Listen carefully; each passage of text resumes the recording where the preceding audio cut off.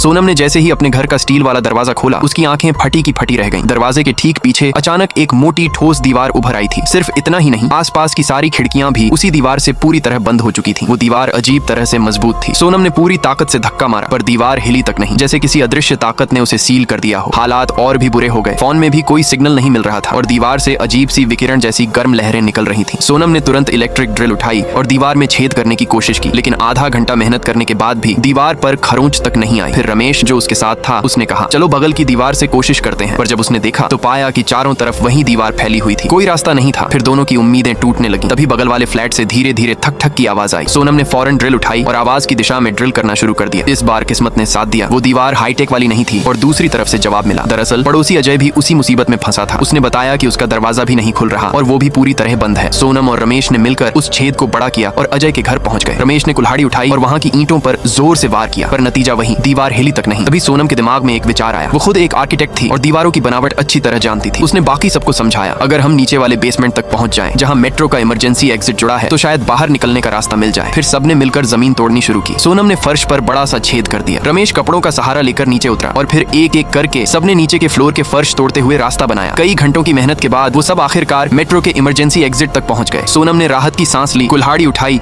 और लोहे के गेट पर पूरी ताकत से वार किया। दरवाजा खुल गया, पर जैसे ही सबने अंदर झांका, उनके चेहरों का रंग उड़ गया, क्योंकि उसके पीछे भी वही काली दीवार थी जो उन्हें हर दिशा से कैद किए जा रही थी।